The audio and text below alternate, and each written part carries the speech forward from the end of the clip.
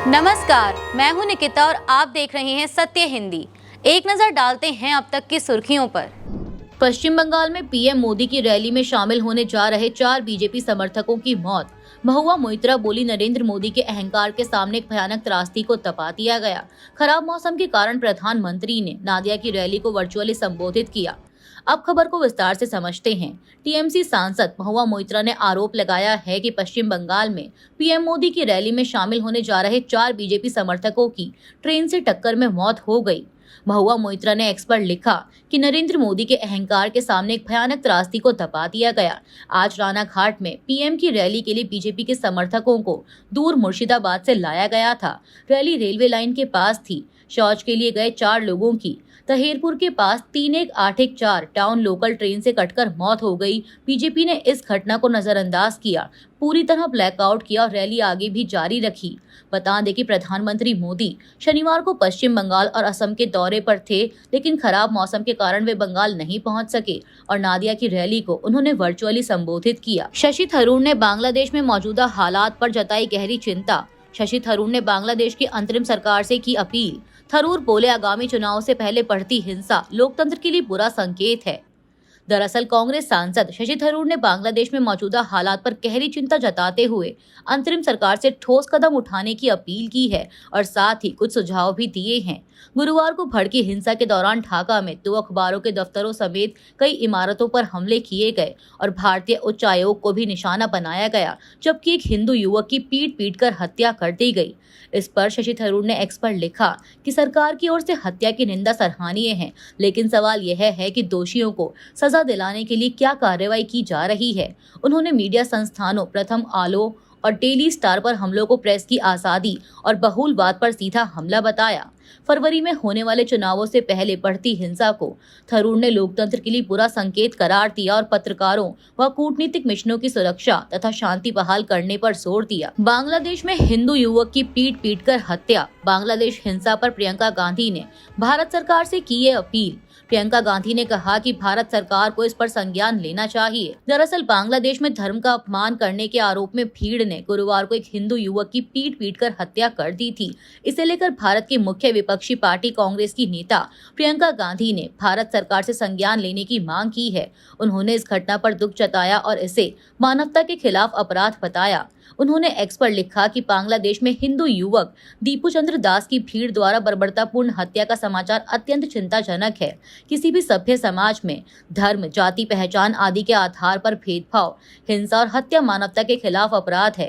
प्रियंका गांधी का कहना है कि पड़ोसी देश में हिंदू, ईसाई और बौद्ध अल्पसंख्यकों के खिलाफ बढ़ती हिंसा को लेकर भारत सरकार को इस पर संज्ञान लेना चाहिए।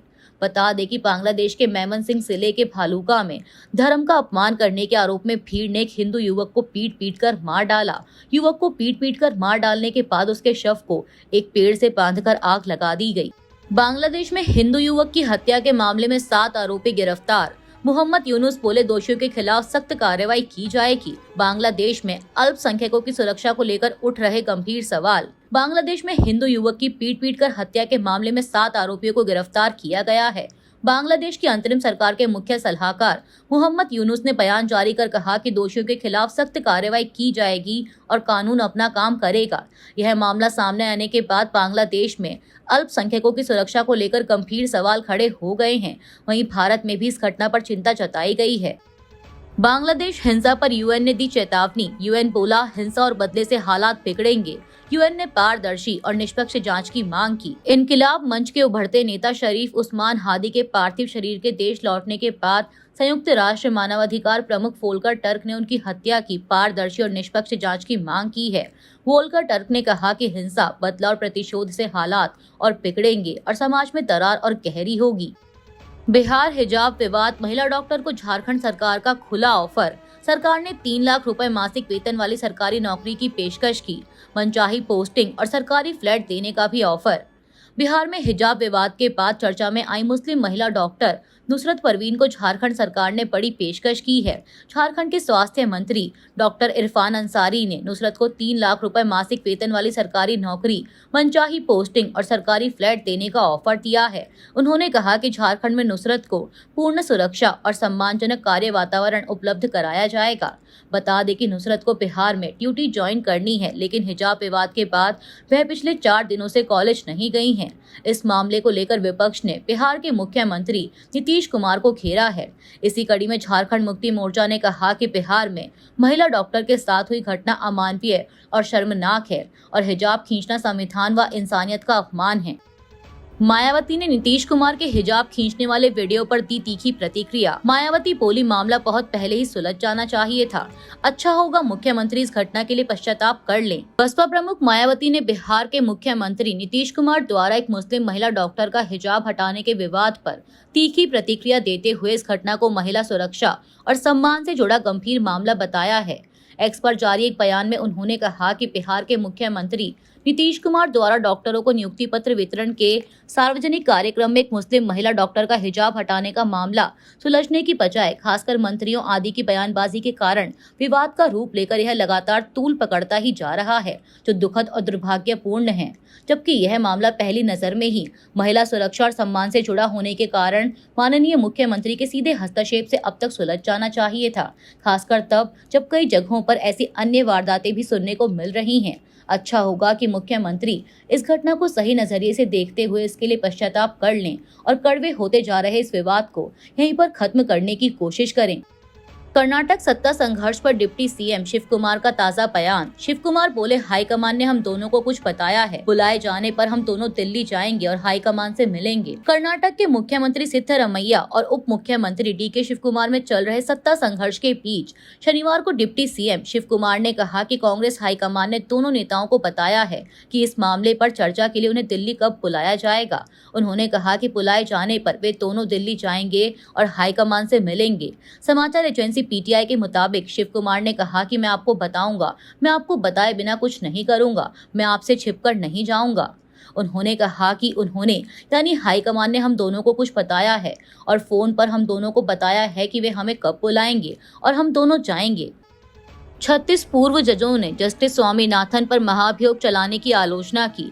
संयुक्त बयान में पूर्व जज बोले, न्यायिक स्वतंत्रता को कमजोर करने की कोशिश। डीएमके के नेतृत्व में विपक्षी सांसदों ने 9 दिसंबर को दिया था महाभियोग नोटिस। 36 पूर्व न्यायाधीशों ने शनिवार को विपक्षी सांसदों द्वारा मद्रास हाईकोर्ट के जज जस्टिस टीआर स्वामीनाथन के खिलाफ महाअभियोग लाने की कोशिश की कड़ी निंदा की और इसे लोकतंत्र व न्यायपालिका की स्वतंत्रता के लिए खतरनाक बताया है। एक संयुक्त बयान में पूर्व जजों ने कहा कि राजनीतिक असहमति के आधार पर महाअभियोग की धमकी देना न्यायिक स्वतंत्रता को कमजोर करने की कोशिश है।